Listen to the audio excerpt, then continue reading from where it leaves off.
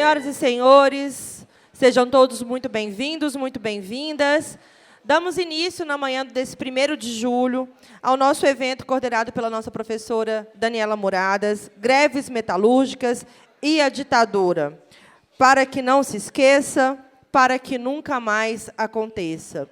E para compor o nosso dispositivo de honra, convido as seguintes autoridades para tomarem assento nos lugares indicados. Convido o senhor Glaucinei Rodrigues Correia, pró-reitor, representando nesse ato a professora Sandra Regina Goulart, reitora da Universidade Federal de Minas Gerais. Convido o professor Dr. João Alberto de Almeida, decano da Faculdade de Direito de Minas Gerais. Convido a coordenadora e professora doutora Daniela Muradas, coordenadora deste evento e representando o Departamento de Direito do Trabalho e Introdução ao Estudo do Direito da Faculdade de Minas Gerais. Convido o doutor Flávio Rosberg, presidente da Comissão de Direito Sindical da OAB Minas Gerais, e nesse ato representando o presidente Gustavo Chalfun. Convido o conselheiro do CNJ e presidente da Comissão Permanente para a Democracia do Poder Judiciário, o doutor juiz Guilherme Guimarães Feliciano. Convido a doutora Denise Alves Hortas, presidente do nosso TRT e desembargadora.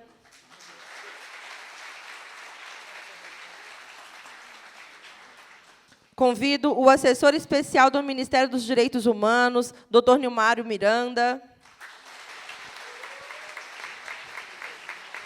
Convido a senhora Ana Lúcia Dias, presidente do Centro Acadêmico Afonso Pena e presidente do Centro Acadêmico de Ciências do Estado.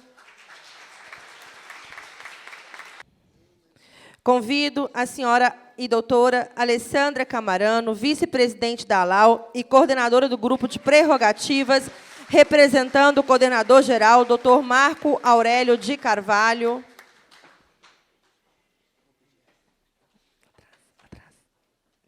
Atrás.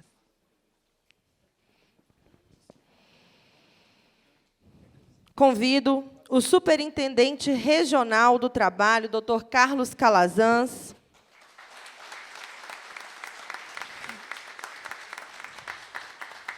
Convido o doutor Emerson Lages, vice-presidente do nosso Tribunal Regional do Trabalho da 3ª Região.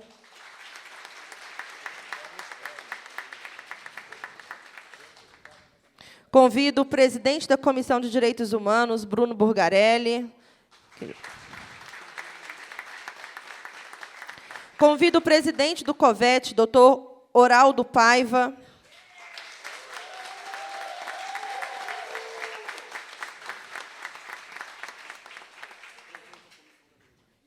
Convido o presidente da Central Única dos Trabalhadores, doutor Jairo Nogueira.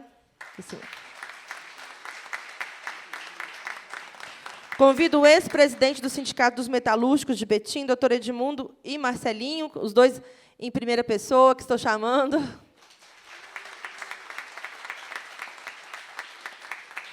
Convido o presidente do Sindicato dos Metalúrgicos, o vice-presidente, perdão, do Sindicato dos Metalúrgicos de São Bernardo, de Sorocaba, Valdeci Henrique Silva.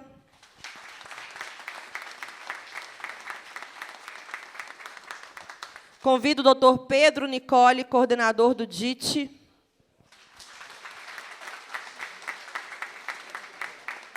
Convido o professor Marco Antônio Souza Alves, representando o PPGD da UFMG e o Sindicato dos Professores APUB-BH.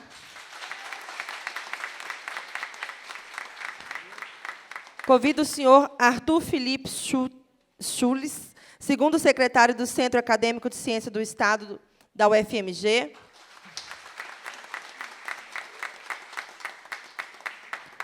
E convido o doutor Erazer Sútil, representando a OAB de São Paulo.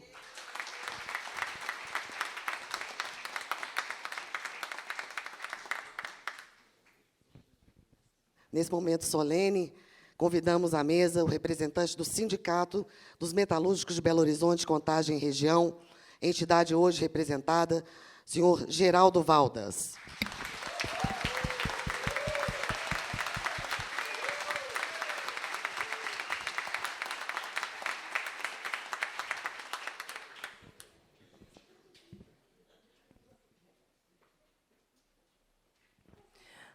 Gostaria também de registrar, neste momento, a presença do doutor Renato Amado, juiz auxiliar da presidência do nosso TRT3, e o ex-presidente do Sindicato dos Metalúrgicos de Betim, José Onofre de Souza. Recebam os nossos cumprimentos.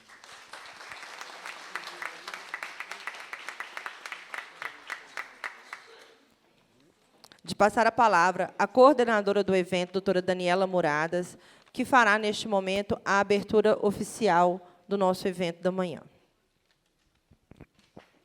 É com grande alegria que o Departamento de Direito do Trabalho e Introdução ao Estudo do Direito da Universidade Federal de Minas Gerais abre essa sessão pública de homenagens a todo o sindicalismo, a todos os anistiados, a todos os violentados, e que, neste momento, se faz representar pelo Sindicato dos Metalúrgicos de Belo Horizonte, Contagem e Região. Esse sindicato coleciona galhardias ao longo de sua existência histórica. Ao longo dos 90 anos, esse sindicato não só fez contraponto à então industrialização da região metropolitana de Belo Horizonte, como protagonizou greves que foram e que são consideradas hoje greves indispensáveis para a nossa democracia. No ano de 1968, no alto da ditadura do militar, esse sindicato ousou contrariar o governo militar e debater a lei do arrocho salarial. O resultado dessa resistência foi um abono salarial que aproveitou todos os trabalhadores brasileiros. Em 1979, junto com outras tantas categorias, se mobilizaram para a implantação de um regime popular. Por essa razão, tanto o Sindicato dos Metalúrgicos de Belo Horizonte, Contagem e Betim, como todos aqueles que resistiram ao Estado e à tirania, merecem hoje essa homenagem que se faz com solenidade institucional para que, na perspectiva da justiça de transição, memória, verdade e adaptação das instituições políticas, reconheçamos como vítimas, como oprimidos e também como artífices da nossa democracia brasileira. Democracia que anda sendo, vamos dizer, erodida por tanto manifestações, né, de parte da sociedade que tentou quebrar o Estado de Direito e que hoje também quer uma anistia, e acho importante que esse departamento se posicione contra qualquer anistia em caso de quebra do Estado democrático de direito, como também faz parte de uma narrativa que tenta, em primeiro lugar, minimizar as consequências do Estado autoritário no Brasil. Esse discurso precisa ser combatido com fatos, com ciência, com história oral, história documental e atos oficiais que, como este, demonstram que, em primeiro lugar, a democracia brasileira não é um ato de concertação política de cúpula, ele envolve a participação da sociedade civil. A democracia, ela é feita por cada um de nós e, especialmente, é um legado daqueles que resistiram duramente contra a ditadura militar. Aos sindicalistas desse país, aos anistiados que tanto lutaram, e, em particular, ao Sindicato dos Metalúrgicos de Belo Horizonte, Contagem e Betim, todas as nossas homenagens e reconhecimento pela galhardia que hoje nos brinda com o direito de expressão, com o direito de manifestação e com todas as liberdades civis e políticas que envolvem o Estado democrático de direito. Muito obrigado pela presença de todos e bom evento. Concedo a palavra neste momento ao doutor Glacinei Rodrigues Correia, pró-reitor, representando neste ato a professora Sandra Regina Goulart.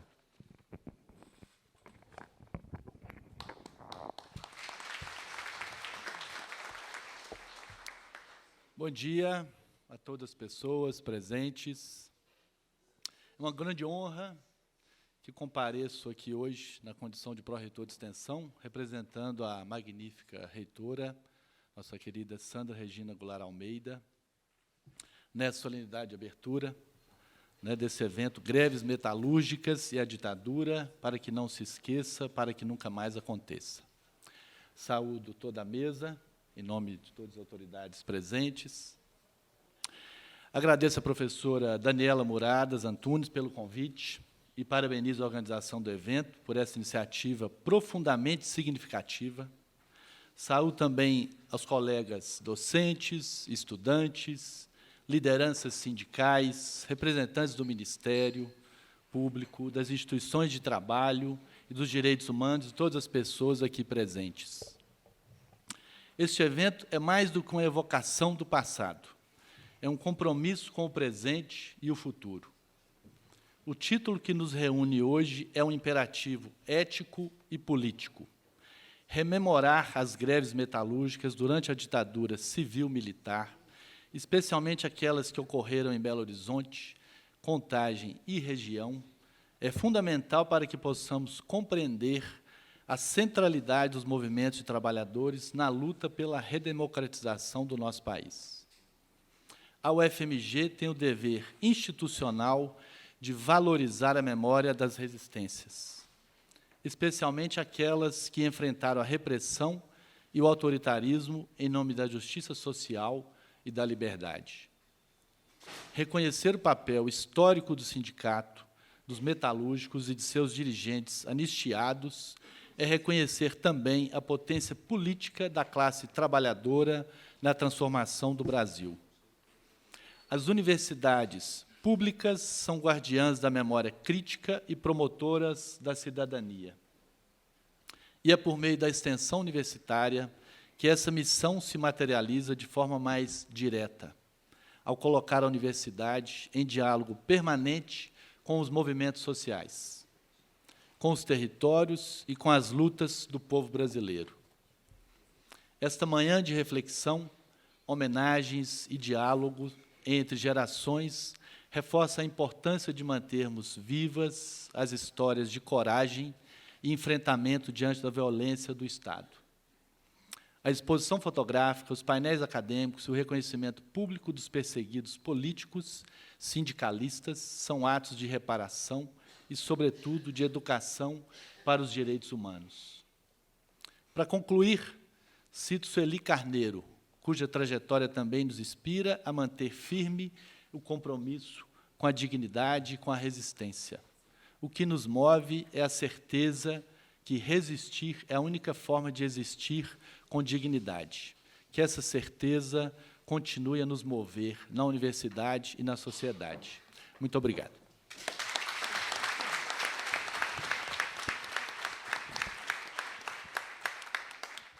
Neste momento, passamos a palavra ao Dr. Flávio Rosberg, neste ato, representando o presidente da Ordem dos Advogados de Minas Gerais, Dr. Gustavo Chalfun, e atual presidente da Comissão de Direito Sindical da OAB Minas Gerais.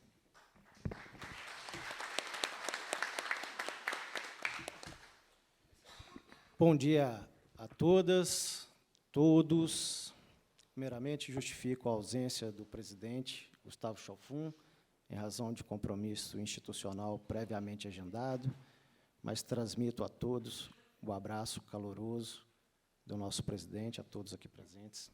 Cumprimento a mesa e a todos aqui presentes, desde já parabenizando a professora Daniela Muradas pela organização deste evento mais do que simbólico, mas de efetivamente luta e resistência. Não há dúvida que as greves, especialmente a dos metalúrgicos, representaram um papel central na luta contra a ditadura no Brasil. Em uma dura realidade de opressão e censura,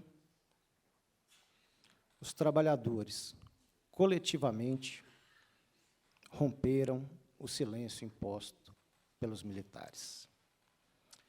As greves dos trabalhadores representaram e representam até hoje uma forma de resistência democrática.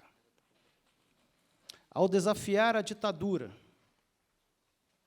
os trabalhadores reacenderam as chamas da mobilização popular e abriram caminho para o processo de redemocratização no nosso país. Foram dos trabalhadores os primeiros gritos pela liberdade. Foram dos trabalhadores os primeiros gritos pela liberdade. Hoje, por meio dessas homenagens, reafirmamos a nossa memória coletiva da história do nosso país.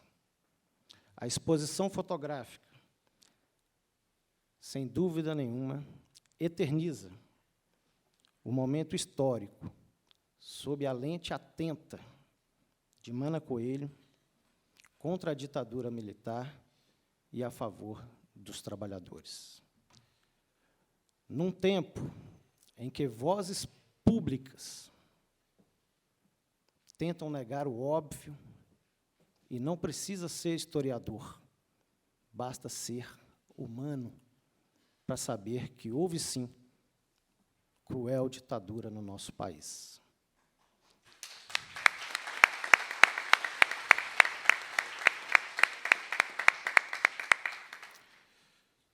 Tornando-se ainda mais necessário recordar os que resistiram à ditadura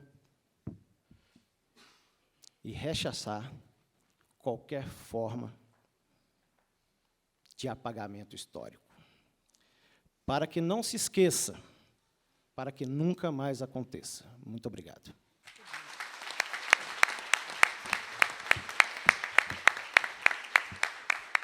Passamos a palavra à desembargadora e presidente do Tribunal Regional do Trabalho da Terceira Região, doutora Denise Horta.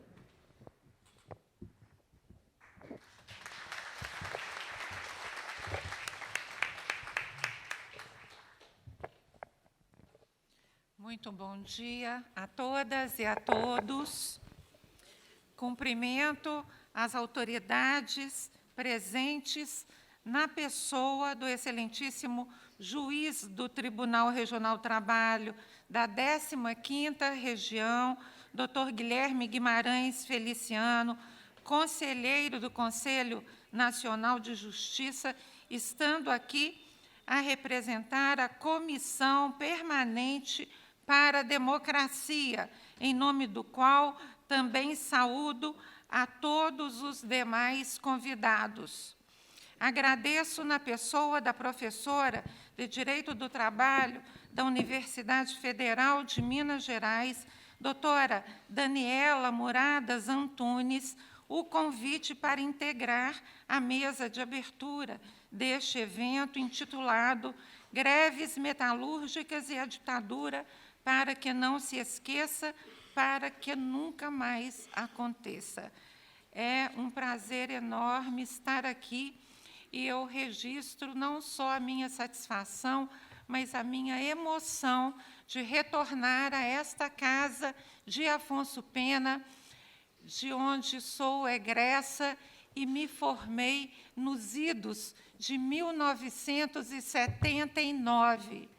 Então, é um prazer imenso estar hoje aqui com os senhores e integrando esta mesa de honra.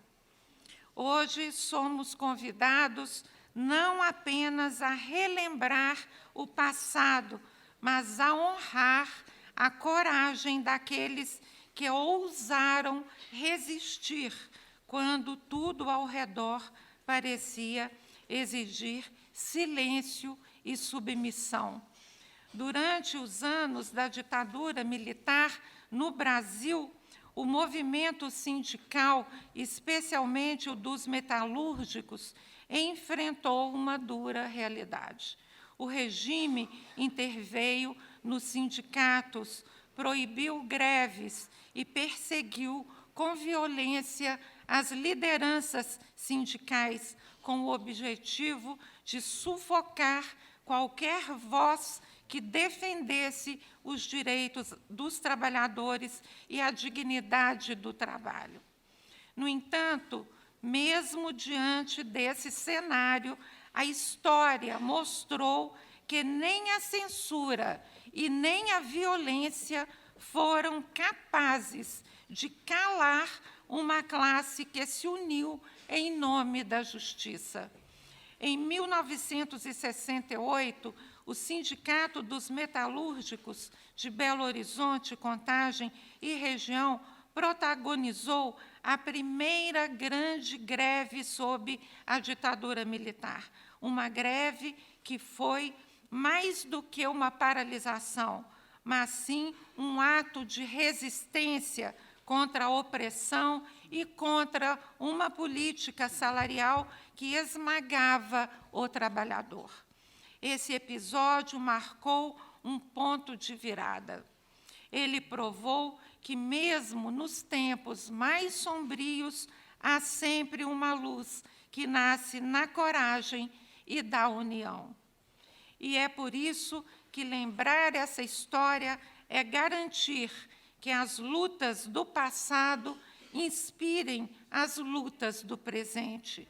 Memória, assim, que deve ser preservada, não apenas como um alerta sobre os riscos de regimes autoritários, mas como um tributo à força coletiva daqueles que lutaram e ainda lutam por justiça, dignidade e democracia. Aos jovens universitários que aqui estão, saibam que as liberdades que hoje desfrutamos foram conquistadas com muito custo. Aos trabalhadores e sindicalistas, que essa memória fortaleça o compromisso com a justiça social e os direitos trabalhistas. E às autoridades presentes, que este seja um lembrete constante de que a democracia se constrói e se protege todos os dias. Que o exemplo daqueles metalúrgicos de 1968 continue ecoando como um chamado à consciência, à solidariedade e à ação, para que não se esqueça, para que nunca mais aconteça. Obrigada.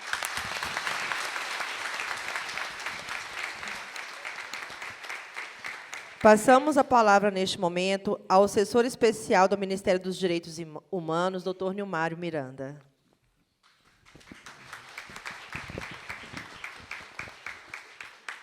Bom dia a todas e a todos. Essa mesa ilustre, companheiros e companheiras que aqui estão. Lá também são tão importantes como que aqui estão, né? Que eu estou vendo pessoas aí de várias gerações que lutaram pela democracia, hoje e sempre, né? Então, um abraço a todos. Cumprimentar também a minha companheira Estael Santana, que é aposentada da universidade, participou de tudo isso, e a Maria Beatriz Ramos de Vasconcelos Coelho, que faz aquela exposição belíssima, esse registro para a eternidade aí, né, sobre as lutas que propiciaram a reconquista da democracia no Brasil, né? Olha, meu cargo é estranho, porque o nome dele é Assessor Especial para a Defesa da Democracia, Memória e Verdade. Por isso que eu fui para lá, porque associar democracia com memória e verdade é importantíssimo. Isso é importante. E esse registro aqui tem tudo a ver. Nós vamos discutir hoje como que a memória de lutas que geraram tantas conquistas e tantos sofrimentos também. Que as pessoas que faziam greve durante a ditadura eram perseguidas. Tinha as famosas listas de perseguição a quem fez greve. Eles não podiam mais trabalhar, tinham que mudar de profissão, não é isso? Então, também, lembrar disso é lembrar que é uma ditadura, né? Que muita gente acha que foi há um apagamento na história no Brasil, né? Eu estava comentando com o desembargador que, até hoje, o João Cândido, né, que enfrentou, em 1910, quer dizer, 22 anos depois da abolição, é um almirante negro que combateu as chibatadas, né? Há pouco tempo, a Marinha negou, criticou a inclusão dele no livro de Heróis da Pátria. Imagina, até hoje, agora, há poucos anos atrás, né, estava querendo impedir a história.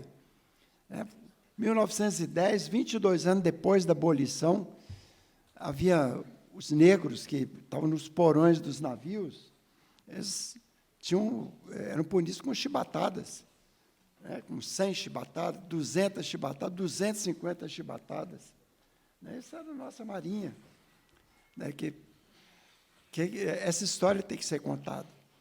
E ainda bem também que essa escola aqui também, o próprio nome desse auditório, é o doutor Edgar da Mata Machado, né, que era um dos que foram perseguidos pela ditadura, né. Ele foi cassado como deputado federal. Seu filho é um morto pela ditadura, Zé Carlos Novaes da Mata Machado, né.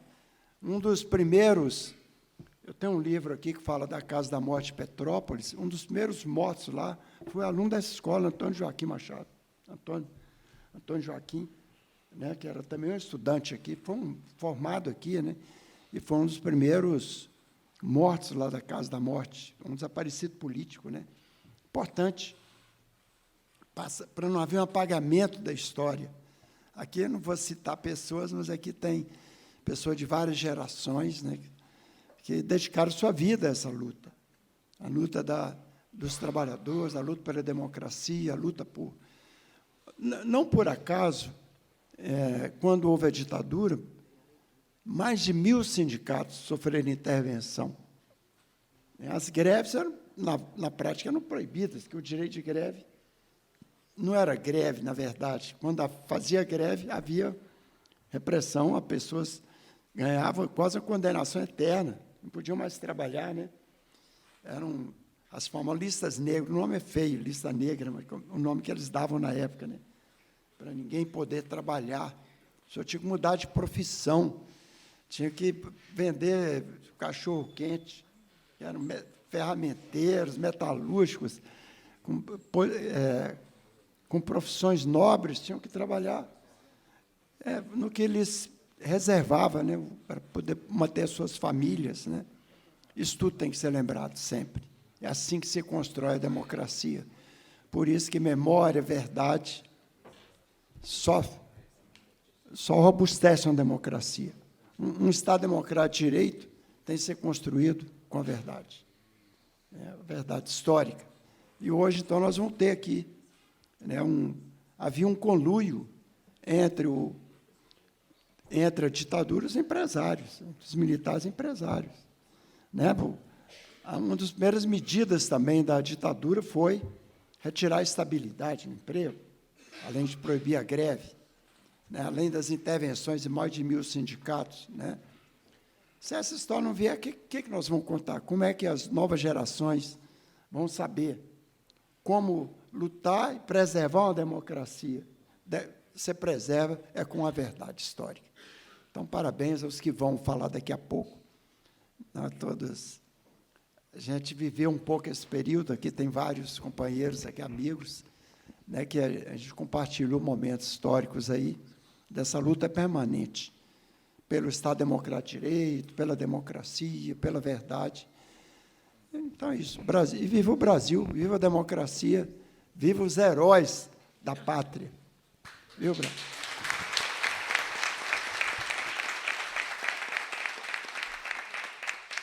Passamos a palavra, nesse momento, ao conselheiro do CNJ e presidente da Comissão Permanente para a Democracia do Poder Judiciário, juiz e doutor Guilherme Guimarães Feliciano.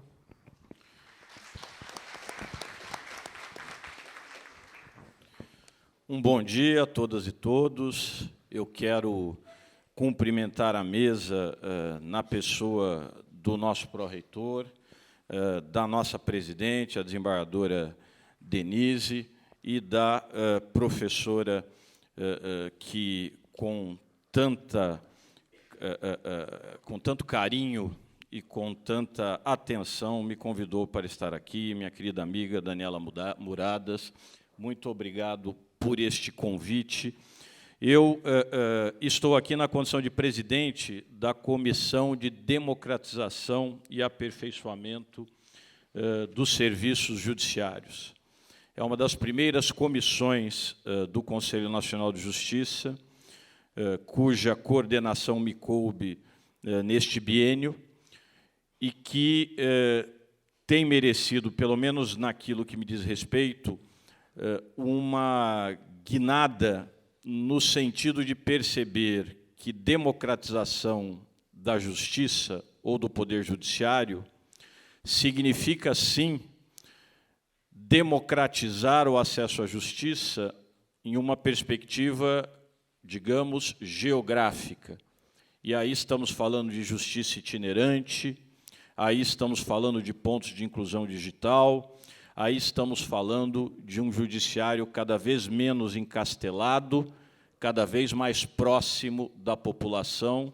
O que eu posso dizer tem sido a tradição da própria Justiça do Trabalho, que nasce, primeiramente, como uma instância de acesso imediato dos trabalhadores para depois se tornar um ramo do Poder Judiciário em 1946. Mas democratização da justiça não é apenas isto, e é esta a guinada que eu tento, de alguma maneira, promover. Democratização da justiça também significa repensar, ressignificar e transformar a própria instituição e, quem sabe, a sua cultura. É nesse sentido que, repito, com muita honra, com muita satisfação, eu aceitei este convite da professora Muradas para aqui, muito brevemente, saudar o movimento sindical pelas suas lutas e pelo que ele significa para a democratização do próprio poder judiciário. Basta ver, e aí os números nos socorrem, que entre 1961 e 1964 nós tivemos cerca de 2.100 greves. E quando vem o golpe militar e começamos o período da ditadura civil-militar em 1964, um dos primeiros alvos é exatamente o movimento sindical.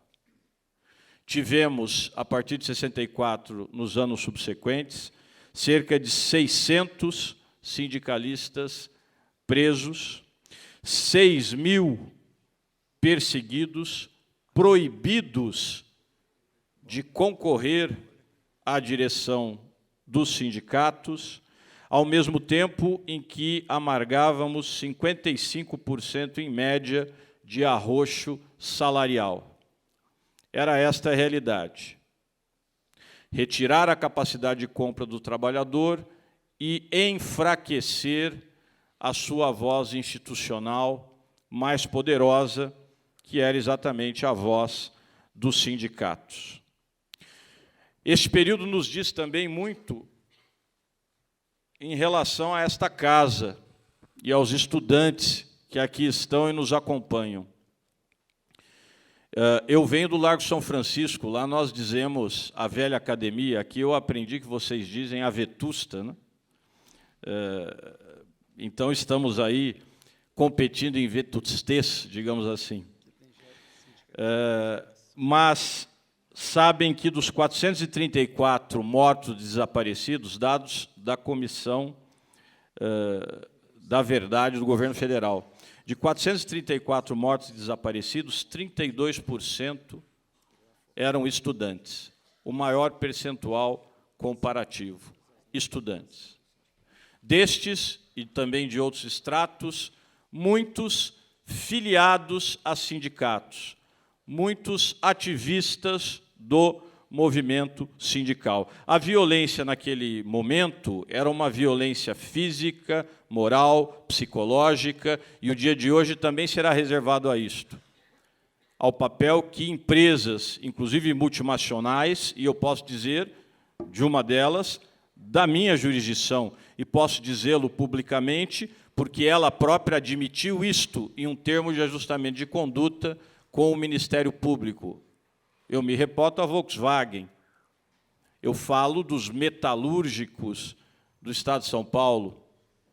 E eu falo da participação desta e de outras empresas neste movimento de destruição de direitos humanos que se desenvolvia à socapa, à sorrelfa, de modo muito oculto, ao mesmo tempo em que o Brasil se ufanava de algumas vitórias simbólicas, como, por exemplo, Copas do Mundo e coisas que tais. Enquanto o futebol funcionava como o ópio do povo, trabalhadores eram torturados não apenas nos porões de delegacias ou de quartéis, mas, inclusive, em salas de empresas. Essas empresas tiveram participação na espionagem de trabalhadores, inclusive, especialmente, dos que tinham vínculos sindicais. Também na denúncia destes trabalhadores, assim como nos interrogatórios e até mesmo nas suas prisões ilegais, que muitas vezes aconteciam nas dependências das próprias empresas. Dependências que foram, inclusive, adaptadas para sessões de tortura. Relatos de trabalhadores que deixaram as salas dos setores de segurança das respectivas empresas e foram diretamente deslocados para instituições como o DOI-CODE. Empresas se prestaram a esse papel.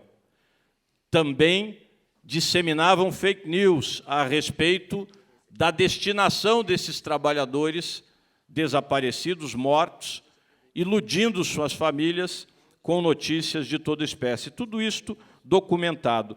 E a violência hoje? Hoje nós estamos vivendo uma outra violência, e os sindicatos já estão atentos para ela. É uma violência mais simbólica, de categorias jurídicas precarizantes. A violência física ainda existe. A violência moral, psicológica, ainda está presente.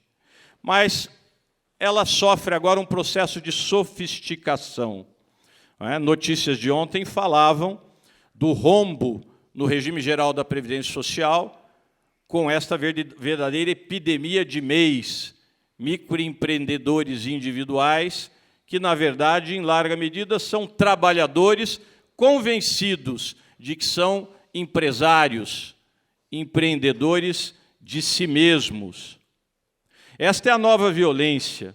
A professora Marilena Chauí bem aponta para esta realidade, que remonta a uma dúvida, a um dilema muito próprio de um momento da cristandade em que os intelectuais da igreja se perguntavam: bom, se Deus é onisciente, se Ele sabe qual será o meu fim, por que eu estou aqui? Mas Ele é onisciente, Ele sabe, mas Ele não diz. Então, a primeira pulsão da igreja foi dizer: comporte-se como se você for um dos que serão salvos. Logo adiante, Calvino disse: sim, mas há sinais. Entre esses sinais estão os da sua prosperidade. E é isso que nós estamos vivendo hoje, de uma forma revisitada. O meu tempo termina, então eu termino por aqui.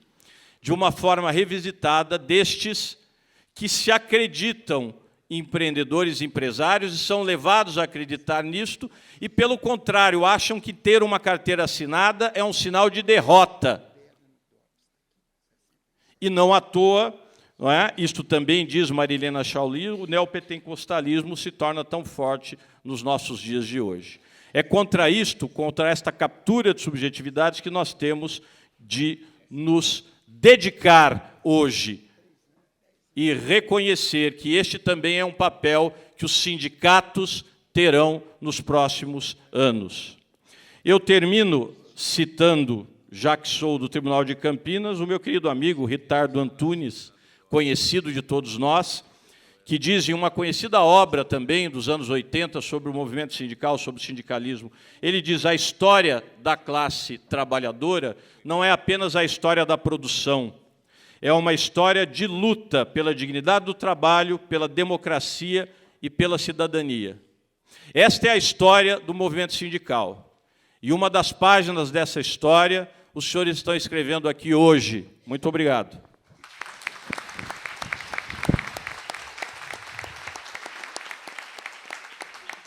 Passamos, neste momento, a palavra ao Superintendente Regional do Trabalho, Dr. Carlos Calazans. Bom dia a todos e todas. Bom dia, pessoal. A nossa querida, essa querida mulher, Daniela, me lembrou aqui, eu estou representando no dia de hoje o governo federal e o nosso ministro do Trabalho. O ministro mandou um documento e falou: não, eu não vou poder estar presente, o ministro está com viagens e vários compromissos, o ministro do Trabalho, Luiz Marinho, o Calazans vai representar.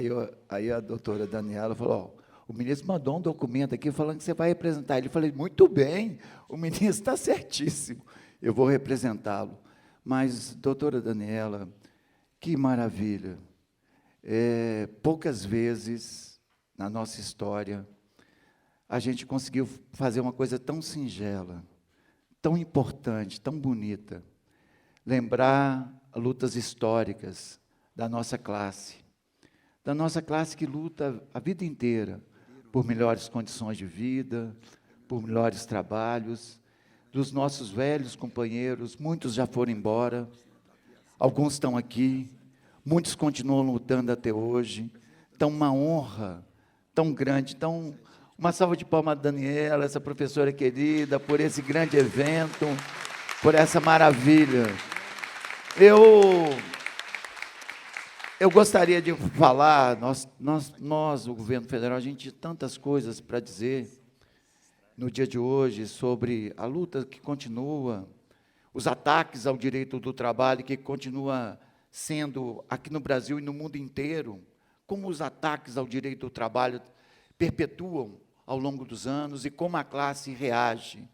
Falar um pouco sobre a conjuntura, sobre o governo Lula, nosso governo, mas hoje é dia de homenagem. Então, eu queria usar esses poucos minutos que me restam e fazer algumas homenagens tão simples e tão importantes para nós. A primeira delas eu quero falar para a minha categoria, meus velhos camaradas marceneiros. Quando eu cheguei no sindicato, em 1979, o sindicato estava sob intervenção da ditadura. E eu cheguei no sindicato, o sindicato sob intervenção da ditadura. E os meus velhos camaradas de 64, todos eles, no dia 2 de abril, tinham sido presos. O Nilmário Miranda, ministro, esse ministro querido, aliás, uma salva de palmas, ministro Nilmário, parabéns por estar aqui com a gente.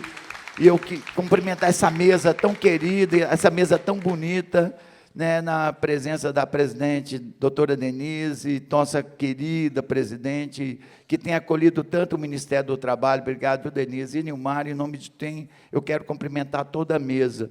O Nilmário, nós estávamos fazendo um levantamento para um velho marceneiro, um velho socialista, um dos fundadores do PT, ter condições de ter anistia.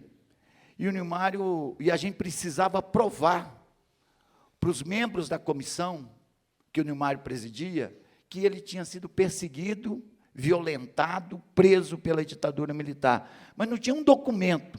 E o Nilmário me liga em 2005, eu, como, ainda na época, como delegado do trabalho, Zé Maria, falando assim: Calazans, traz para nós. Calazans não, é que ele sempre me chamou de Carlinhos, né? Então, traz para a gente algum documento. Eu fiquei 2 noites procurando um livro de 64, de abril de 64, para provar que o Milton Freitas tinha sido perseguido pela ditadura militar. E Bisoca, Eu achei esse livro, é uma das coisas assim, mais bonitas que Nilmário viu, que a gente viu, Estael. Eu consegui ver uma ata, mas é um negócio inacreditável, pessoal. O Milton, o Exército chega nos sindicatos marceneiros, os representantes, enfim, para prender a nossa diretoria. A diretoria está reunida no sindicato. E o Milton pede ao tenente, o senhor permite eu escrever uma ata? E o tenente falou, o que você vai fazer? Eu não quero escrever uma ata, que vocês estão invadindo o sindicato. Deixa eu ver, então, escreve. E o Milton escreveu no livro de ata do sindicato, aos 2 dias do mês de abril, e chegou no sindicato um destacamento do Exército para nos prender. São 16h30, eu estou lavrando essa ata, estou deixando aqui no sindicato tantas cadeiras, tantas mesas, e estou deixando aqui no cofre um valor de tanto, estou agora sendo preso, com a nossa diretoria, está aqui João Luzia, está aqui Alcides de Oliveira, e eu, Milton Freitas, lavro essa ata. Quando eu li essa ata, Nilmário sabe, a família estava lá, foi uma forma de nós mostrar, o Milton escreveu essa ata. Então, em nome de quem? Nessa homenagem singela que a Daniela, que a universidade, que a Escola de Direito nos propiciou, uma salva de palmas. Milton Freitas, uma salva de palmas. A João Luzia, uma salva de palmas. A Bambirra, Simval Bambirra, a Claudia Smith Riane, todos,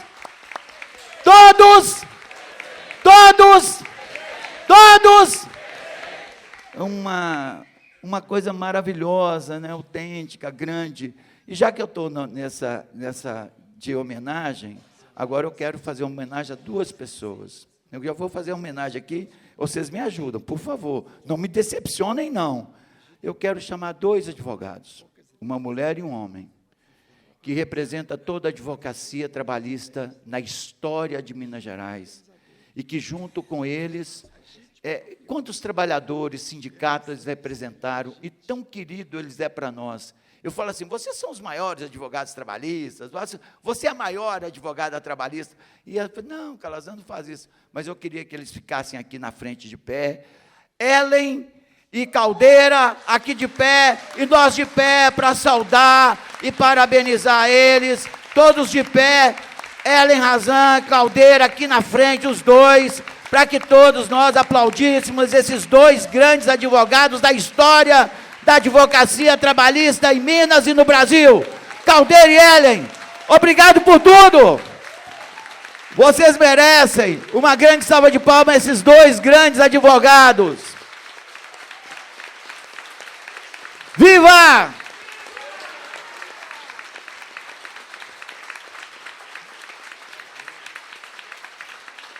Eu vou continuar. Então, a Daniela eu seguro um tempinho, mas é uma homenagem bonita. Tem alguns dirigentes sindicais que vieram aqui e que alguns não estão. Na história dos anos, pelo menos nas 3 décadas que eu lembro, e eu convivi, pelo menos as 2 décadas, eu convivi com todos eles, na década de 80, começo da década de 80, e durante toda a década, da década de 80, e durante toda a década de 90, eu, como presidente da CUT, convivi com muitos sindicalistas, e vivi todas as greves, e todos os movimentos. Eu fui presidente da CUT muitos anos, com uma diretoria maravilhosa, e convivi com algumas pessoas. Outros já tinham passado por causa da geração de 60. Então, mesmo estando aqui, e mesmo seguindo essa homenagem, por que não lembrar?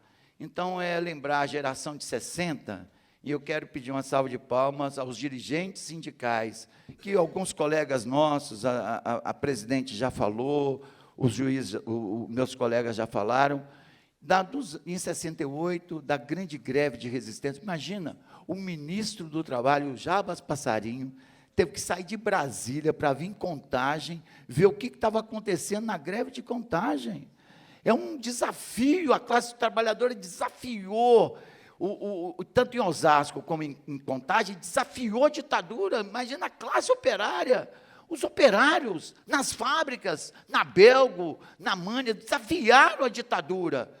E uma homenagem grande a Enio Seabra, que não está conosco. Enio, onde você está, já velho, já com a idade avançada, Enio Seabra, toda essa diretoria, nosso reconhecimento, aquela diretoria dos anos de 68. Também, depois de 10 anos, a Mannesmann viveu um grande movimento. E também não está conosco, mas nós temos que reconhecer que, no final dos anos 70, houve um grande movimento dos metalúrgicos. E quem liderou essa greve foi um grande dirigente sindical, uma honra, não está aqui com a gente, mas nós honramos a luta dele. Albenzio Boné, onde você estiver, nossa gratidão, nossa honra, nosso orgulho de você ter lutado pela classe operária. E nos anos 80, um companheiro que está aqui liderou uma das maiores greves do nosso estado, foi o grande líder da nossa categoria, foi o grande líder da classe operária nos anos 80, e nos ensinou muita coisa. E me ensinou muita coisa. Uma pessoa simples. Eu nunca vi ele se apegar a nenhum bem. Sempre dedicou à luta dos trabalhadores. E eu tenho uma honra e um orgulho de ser amigo dele.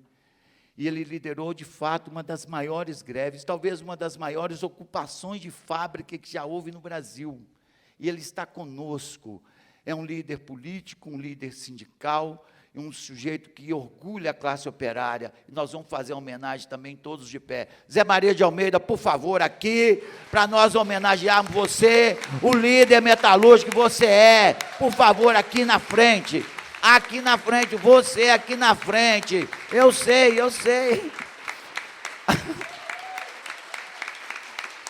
Obrigado, Zé Maria, pela sua luta, pela sua história, pelo reconhecimento de que você é. Essas homenagens, essas coisas simples, são formas da gente mostrar esse carinho que nós temos pela nossa história.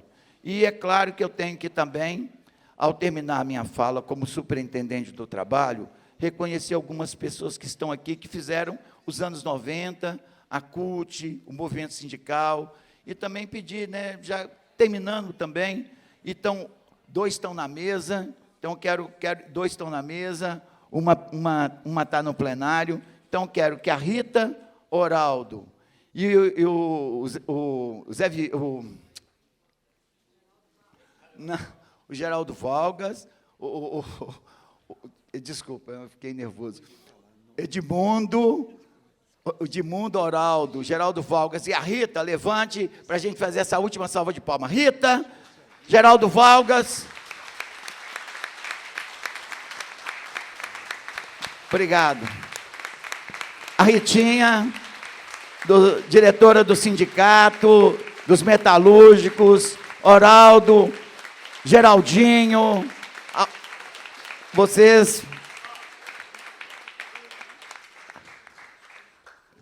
Isso, Lúcio. O Lucinho está aí. Então, pessoal, eu, como superintendente do trabalho, encerro agradecendo a Daniela por essa homenagem, por tudo que vocês fizeram, e pela história da classe trabalhadora.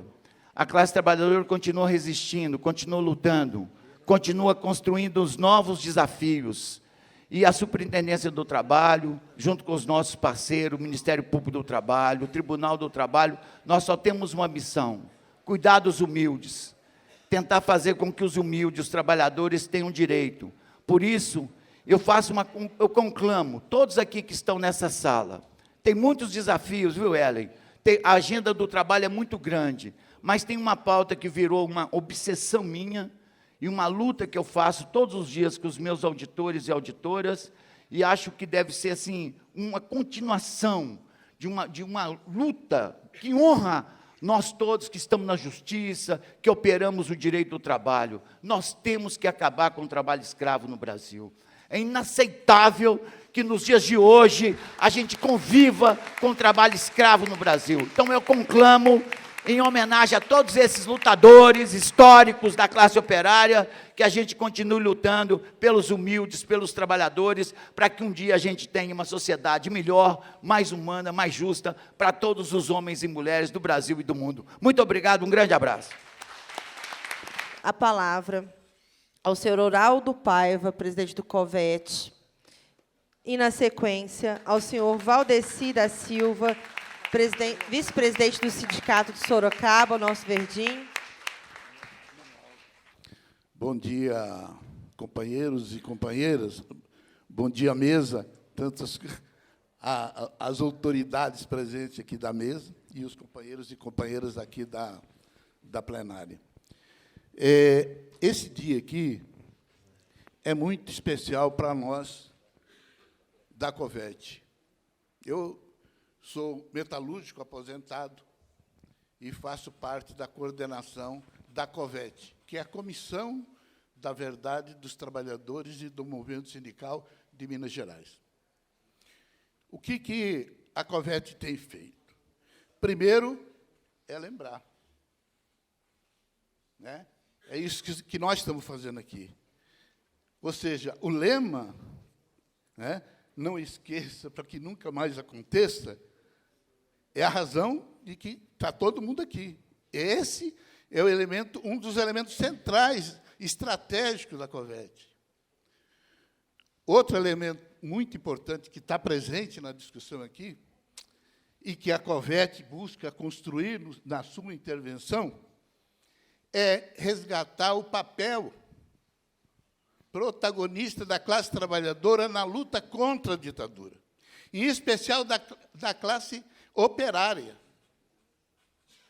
Vocês viram aqui que todo mundo, né, não é por acaso que nós estamos discutindo aqui, tanto o coordenador lá, o vice-coordenador lá da CNJ, né, está dizendo que o número de sindicatos, e dentre esse número de sindicatos que foram atingidos pela mão da ditadura, com certeza uma boa parte é da classe operária. Agora, isso, se a gente for pensar a história, vocês veem que isso não está colocado. Normalmente, quem lutou, e de fato, né, foi a juventude, os estudantes, e, de fato, cumpriu um papel. Foi para a guerrilha, uma parte. Essa é a história que se conta. E a outra parte foi os democratas, Ulisses Guimarães, tá, né? Então, eu acho que nós temos que refletir sobre isso. Por quê? Os estudantes cumpriram um papel muito importante, e é muito importante a juventude estar presente. A gente está fazendo essa discussão nesse espaço, na universidade, tem um papel fundamental. Fundamental porque nós estamos pavimentando os próximos passos da luta em defesa das liberdades democráticas, em defesa de uma mudança mais radical da sociedade, porque a sociedade, do jeito que está todo mundo vendo, que não tem muita saída, não. Nós vamos ter que encontrar uma saída. Né? Então, esse papel, essa discussão aqui, para nós da COVET, nós estamos realizando um sonho. Eu lembro que a primeira vez que eu vim aqui, nesse auditório aqui, junto com a Justiça de Transição da UFMG, participamos de uma atividade que era um congresso latino-americano que discutia justamente a questão da justiça de transição.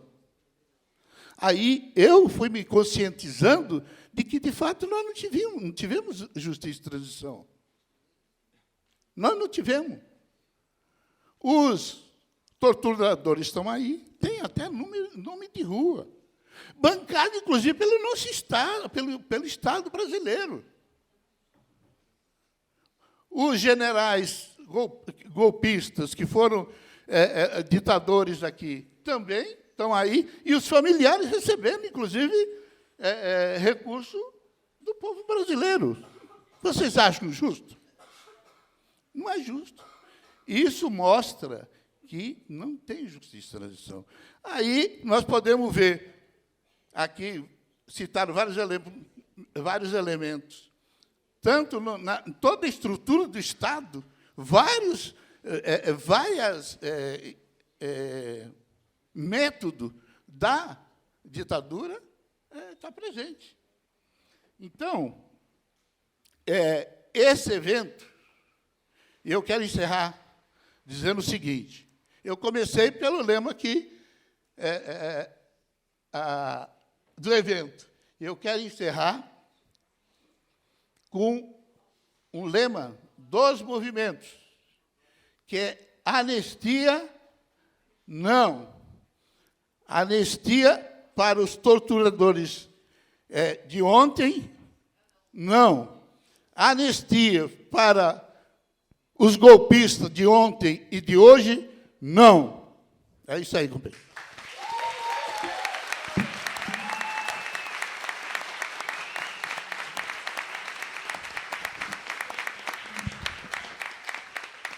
Concedemos a palavra ao vice-presidente Valdeci Henrique da Silva, o Verdinho, do Sindicato dos Metalúrgicos de Sorocaba.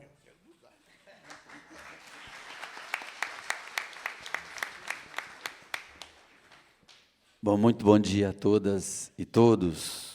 Primeiramente, saudar a mesa em nome do Valgas, lá, presidente dos metalúrgicos. Também, em nome das mulheres, agradecer a Denise ali e dizer para vocês que eu agradecer o presente, né, que a professora Daniela está dando para a gente no dia de hoje. Confesso para vocês que eu não iria nem falar, mas dirigente sindical que se depara com alguns monstros que aqui falaram, demonstrando o respeito pela história, resgatando a história, e eu, enquanto sindicalista, vice-presidente do S-Metal de Sorocaba e também secretário de Saúde da CUT do Estado de São Paulo, não agradecer por esse debate, não agradecer por essa oportunidade e por estar pisando nessa casa, a convite do doutor Imar, que é um monstro também, o qual me fez essa... Eu ia pedir isso depois, mas já que vocês... É o comendador, viu? Comendador Imar. Comendador Imar, que dou muito trabalho para ele, já fui preso algumas vezes, defendendo a classe trabalhadora. E falei de presente, que parabenizo... não conheço você, mas parabenizar demais. É um presente, agradeço demais, enquanto ser humano, enquanto sindicalista, enquanto cidadão, que tenta transformar a sociedade, que ela se torne um pouco mais justa.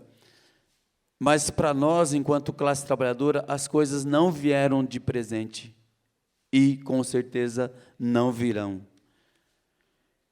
Reunir aqui, nesse estado, em torno de 20 mil metalúrgicos e metalúrgicas, para fazer um enfrentamento à ditadura militar, em pleno década de 60, 68, isso foi um marco. Agora eu pergunto para vocês, nos faz a gente refletir algumas coisas, porque hoje está muito fácil. Todo mundo aqui tem um celular, não tem? Todo mundo tem o WhatsApp. Naquela época nem telefone tinha. E como é que esses caras conseguiram reunir tanta gente? Como é que conseguiram conversar? Como é que conseguiram mobilizar para enfrentar a ditadura? Então, cabe a nós, eu tenho dito isso em todas as oportunidades que tenho, cabe a nós transformarmos a mente da juventude. A culpa da juventude não estar participando de alguns debates, a culpa não é deles, a culpa é nossa. Porque nós estaremos deixando, não só enquanto movimento sindical, mas enquanto cidadão e movimento social, nós estaremos deixando uma sociedade muito mais injusta do que essa que nós vivemos. Porque o ataque que nós sofremos em 16, 17, que nós tentamos mobilizar, mas acredito que nós não tivemos, não tivemos êxito. Nós, enquanto classe trabalhadora, nós já ajudamos a construir a CLT. CLT que hoje é banalizada. CLT que hoje... Eu me deparei essa semana, tem um amigo meu que tem um menininho de 10 anos, e ele contando para mim, falou, meu filho chegou para mim, chegou da escola e perguntou para mim, pai, você trabalha CLT? Antes dele responder, o menino falou, eu não quero trabalhar CLT. Eu não quero. 10 anos. Quem está colocando isso na cabeça dessa garotada? Então, se nós não fizermos um contraponto à mídia ultradireita, à escola, e a internet, o que rola na internet, com certeza nós amargaremos ainda mais derrotas. Nós, enquanto classe trabalhadora, ajudamos a construir o SUS que também é banalizado. Mais de 70% da população do Brasil, desse país, depende do SUS. Nós sou metalúrgico, já faz mais de 30 anos, e tive o privilégio, digo privilégio porque tenho convênio particular, como alguns de vocês aqui devem ter também. Mas a sociedade, na sua grande maioria, não tem. E nós ajudamos a construir isso. A classe trabalhadora ajudou a construir para que, em 88, na quarta conferência de 86, se veio a construção do SUS, que veio em 88, porque até então só era atendido pelo SUS quem tinha carteira assinada. Alguns vão lembrar aqui disso. Só quem tinha carteira assinada era atendido pelo SUS, que até então nem era SUS, era o sistema previdenciário. E nós estamos jogando isso no lixo. Então, enquanto metalúrgico, enquanto cidadão, enquanto classe trabalhadora, nós precisamos retomar alguns debates. O tempo aqui está esgotado, gente, mas quero agradecer demais. Em nome do S-Metal, em nome da CUT, e mais uma vez, quero pedir uma salva de palmas para esse grande mineiro. Esse é um cara que eu admiro ele pra caramba. Já dei muito trabalho para ele. Cobro ele pra caramba. Já brigamos em alguns momentos, mas enquanto ser humano, doutor, você tem todo o meu respeito. O respeito do S-Metal está há mais de 20 anos lá, tocando o departamento jurídico, fazendo respeitado na sociedade como um todo. E esse respeito se deu porque a luta faz a lei. E nós fazemos a luta e tu faz que a lei seja cumprida. Um grande abraço.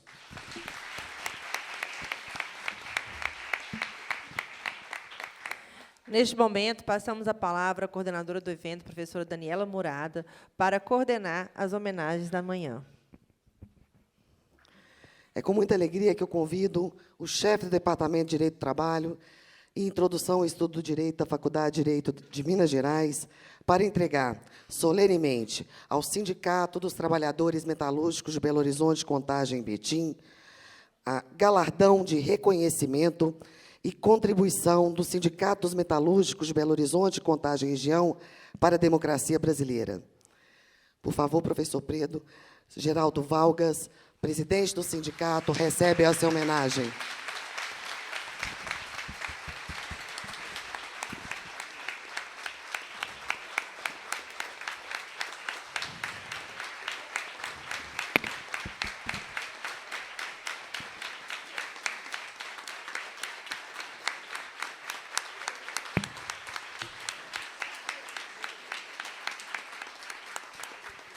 Na oportunidade, a Ordem dos Advogados do Brasil, Seção Minas Gerais, presidente da Comissão de Direito Sindical, Dr. Flávio Resling, vai entregar flores em homenagem ao Sindicato dos Metalúrgicos de Belo Horizonte, Contagem e Região, e um catálogo da exposição Mana Coelho, para a memória institucional de suas lutas e suas galhardias.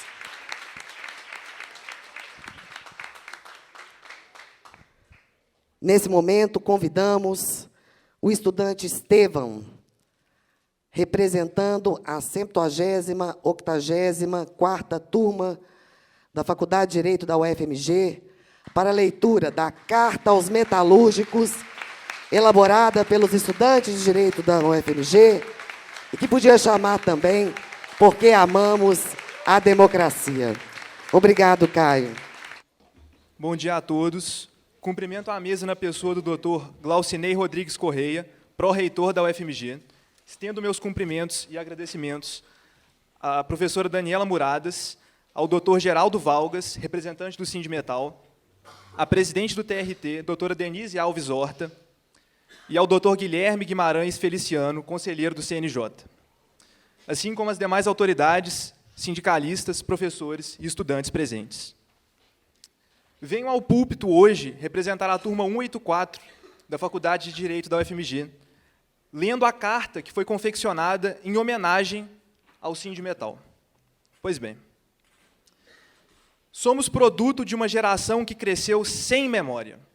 Consequência de uma política intencional de esquecimento, crescemos sob a ilusão de que nossas instituições, direitos e garantias fundamentais eram firmes o bastante para conter retrocessos. Apesar disso, ou exatamente em razão disso, ameaças que pareciam há muito sepultadas voltam a emergir e impulsionam uma preocupante deterioração da democracia. Faz bem, nesse cenário, rememorar os feitos de quem nos precedeu. Na história recente do nosso Estado, são poucos os eventos que se destacam tanto quanto as ações do Sindicato dos Metalúrgicos de Belo Horizonte e Contagem, o Sindimetal. É na memória dessas ações que se redescobre a defesa das instituições democráticas.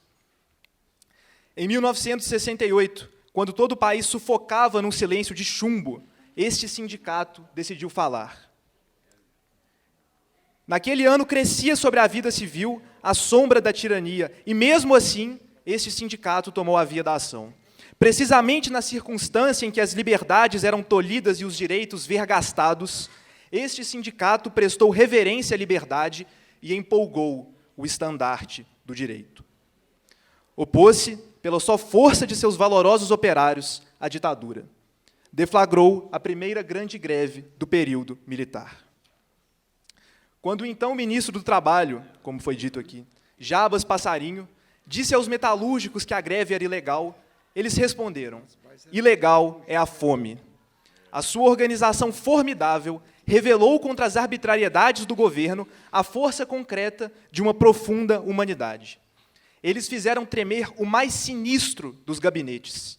Obtiveram dele, não só para si, mas para todos os operários do Brasil, o abono de 10%. Um abono que, antes de ser um privilégio, era uma necessidade inadiável. Tinha de ser em Minas, Minas cujas armas ressoam o clamor da liberdade. Pela voz de seu maior poeta, Minas clama num chamado perene: tenho apenas 2 mãos e o sentimento do mundo. Aqueles metalúrgicos carregavam nas mãos mais do que o aço do Brasil. Eram portadores do sentimento de um mundo que tensionava libertar-se. O chão de fábrica da Belgo-Mineira de Contagem, onde a greve começou, era, na verdade, o palco do espírito do tempo. A greve, além disso, só poderia ter começado no Sindimetal. Desde 11 de agosto de 1934, quando os operários se reuniram na Rua Guarani para fundar o Sindicato dos Trabalhadores nas Indústrias Metalúrgicas, Mecânicas e de Material Elétrico de Belo Horizonte, já se desenhava o perfil de uma entidade destinada a escrever a história das conquistas operárias. Quando o sindicato estendeu suas bases à Contagem, ficou clara a sua vocação para a organização séria e fraterna, que decorria de um agudo conhecimento das condições de classe, estendidas, elas também, às indústrias da região metropolitana. A partir de 67, o Sindimetal consolidou sua atuação contra as arbitrariedades da ditadura, instalada 3 anos antes. O espírito corajoso dos trabalhadores foi representado por Enio Seabra e Antônio Santana, ambos metalúrgicos da Mannesmann, que encabeçaram uma chapa de oposição vitoriosa nas eleições sindicais.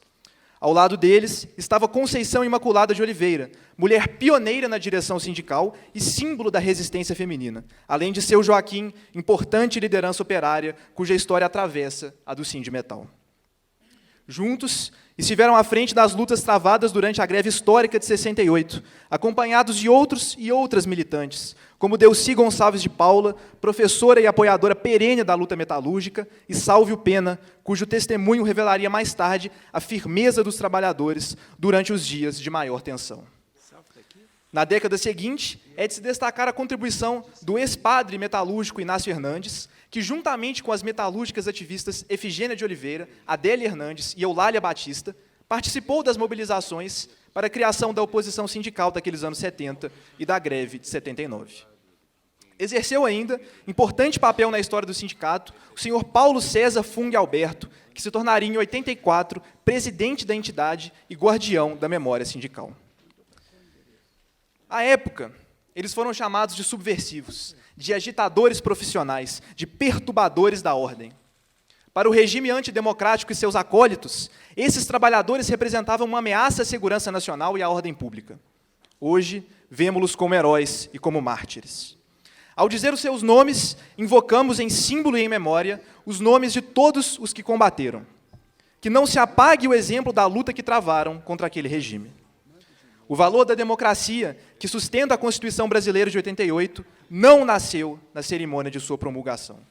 A luta iniciada há mais de século ecoa na dicção da Carta Magna, especialmente seus artigos 7º, 8º e 9º, nos quais estão cristalizados com força jurídica muitas das reivindicações daqueles operários. A peleja, contudo, não encontrou seu termo final. A mesma voz que se levantou outrora se levanta também hoje. O Sindimetal opôs-se, mais de uma vez na última década, ao cinismo que impera nas decisões de certas autoridades. Levantou-se contra os retrocessos da reforma trabalhista. Fez isso com a mesma coragem que teve ao não curvar-se à opressão militar. Com a mesma coragem que esperamos ver projetada no seu futuro. E é exatamente o futuro que miramos. A memória das ações deste sindicato é indispensável à sua construção. Essas ações revelam a mais profunda coragem diante das circunstâncias mais severas. Elas demonstram que, por trás do aço tenaz que sustenta as mais soberbas pontes e edifícios, existe o homem, que é de uma tenacidade ainda maior. Se pudermos defender as instituições democráticas com aquela mesma firmeza, seguiremos sem medo o curso da história. Por todas essas razões, a turma 184 da Faculdade de Direito da Universidade Federal de Minas Gerais presta as suas mais sinceras homenagens ao Sindimetal. Obrigado.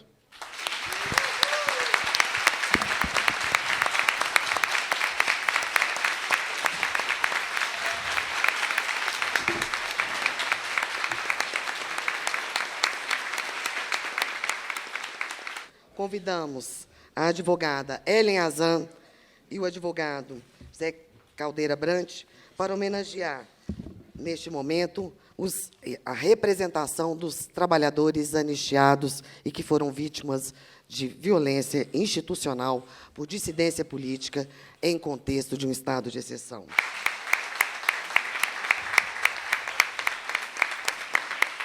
Nesse momento, recebem flores em compensação simbólica às violências institucionais sofridas no contexto de Estado autoritário. Recebem também um catálogo da exposição Mana Coelho e a Resistência Operária à Ditadura. Bom dia a todas, todos e todes. Meu nome é Ana Lúcia e eu estou como presidente do Centro Acadêmico Afonso Pena. Esse centro acadêmico centenário que representa os estudantes de direito dessa faculdade. Mas, além disso, um centro acadêmico que carrega na sua trajetória, na sua história, a convalidação e as lutas em prol dos direitos humanos. Um centro acadêmico que se colocou junto ao Sindicato dos Metalúrgicos de Belo Horizonte, Contagem e região, no enfrentamento direto à ditadura militar, em que se colocou no compromisso para a assessoria jurídica popular, que hoje também constrói o Polo Cidadania, que é um espaço importantíssimo de debate e de representação. Um centro acadêmico que foi guiado e se colocado no compromisso junto à sociedade civil por entender da necessidade também dessa representação nos espaços de luta e na perspectiva que nós precisamos ensejar de futuro. Que não deixou acabar as suas lutas lá atrás na ditadura militar, mas permanece ainda hoje, atuante e em frente, chamando os estudantes, convocando os atos de rua, por entender também das demandas e o compromisso que nós temos de seguir as trajetórias dessa luta tão ensejadora e tão enriquecedora. Cientes que também que é o nosso papel, enquanto universitários dessa universidade, de fazer com que haja a devida devolução à sociedade como um todo. Quando o Centro Acadêmico Afonso Pena se coloca aqui para prestigiar essa medalha e entregar em mãos ao sindicato, é também reconhecer a trajetória de um grande lutador que presidiu essa entidade, José Carlos Novaes da Mata Machado, que foi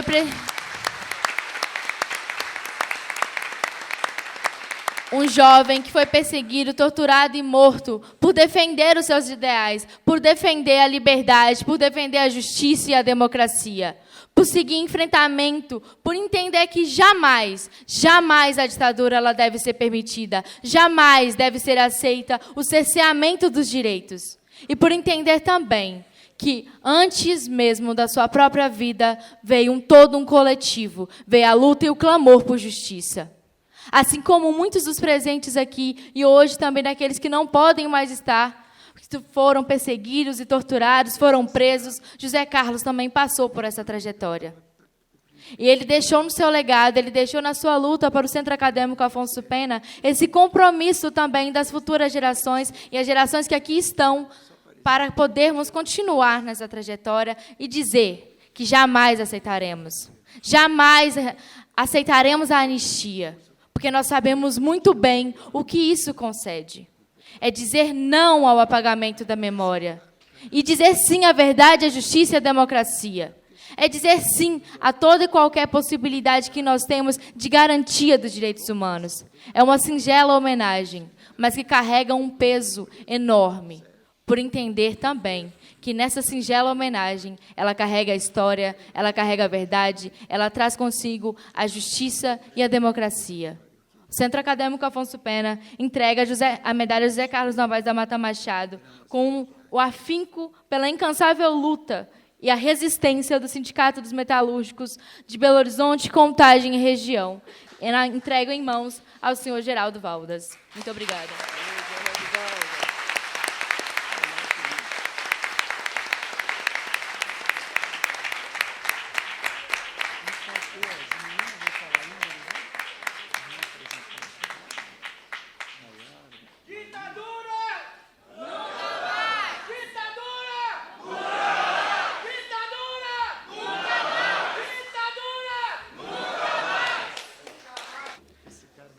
Para brindar esse momento especial, convidamos ao palco a musicista da Orquestra Filarmônica de Minas Gerais, violinista Roberta Arruda, e o músico Samuel, tecladista, que lhe acompanham para a execução da apresentação musical Pequeno Ato para Grandes Protestos, Músicas para a Democracia.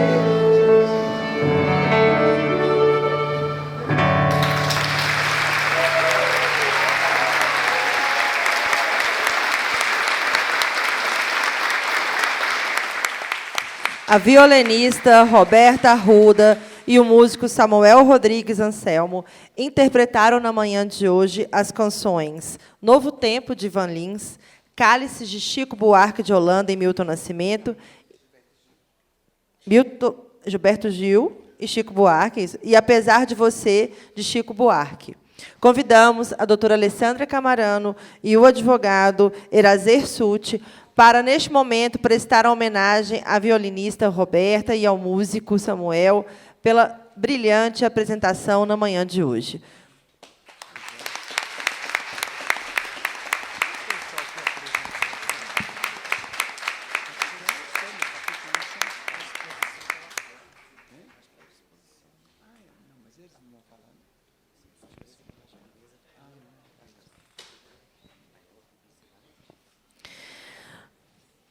Encerramos a mesa de honra com o coração marcado pela memória e pela responsabilidade.